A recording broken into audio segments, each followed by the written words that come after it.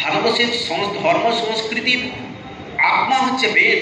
সে বেদ ঋষিরা সাধনা তপস্যার দ্বারা আমাদেরকে উপহার দান করেছে। ভারতবর্ষের ঋষিরা, আমরা দেখছি রামচন্দ্র ভগবানকে, আমরা দেখছি শ্রীকৃষ্ণ ভগবানকে, তারা কিন্তু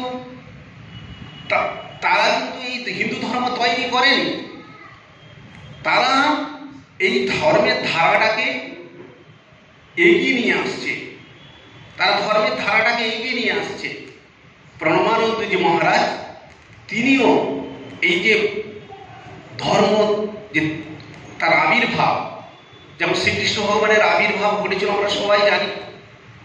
কংসের অত্যাচার সমগ্র গোকুলবাসী, সমগ্র মথুরাবাসী ত্রাহি ত্রাহি আত্মনাদ করছে, সমগ্র ভারতবর্ষব্যাপী একটা ত্রাহি ত্রাহি অবস্থা।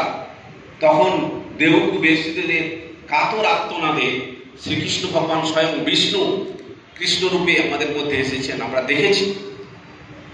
আর গুরু মহারাজ তাকেও যখন দেখছি সমগ্র ভারতবর্ষ ব্রিটিশের অত্যাচারে অত্যাচারিত, তার আগে মুসলমানের অত্যাচারে অত্যাচারিত, ভারতবর্ষের ধর্ম সংস্কৃতি মন্দিরের উপর চরম অত্যাচার, সেই চরম অত্যাচারের দিনে বিষ্ণুচরণ ভূয়া মা সারদা কাতর আত্মনাদে নিজের গৃহে কুলদেবতা নিরুদ্র শিব তিনি প্রকট হলেন।